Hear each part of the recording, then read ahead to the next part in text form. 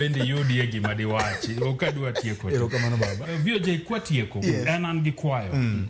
Ne ji ka Fred madhi kucha tahinya ne secretariat mar Raila Odinga for AUC to gi piny Kenya. Nikech samoro ombulu ni nyaga dhi round mang'eny. Inyalo paro mar Amina gi Musa Faki no jidhe kaka round mar 7. Tingeni samodhi round gi to dwaro ni momentum mar engagement pod nitie.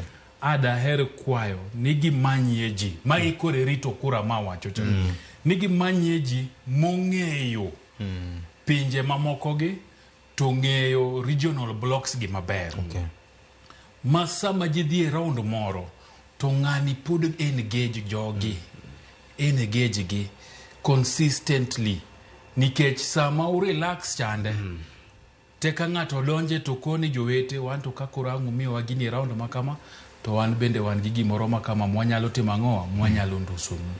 So ageno ni gintie gi ji ma ready ma for every round of vote nimna gi ng'ato ma engage particular blocks.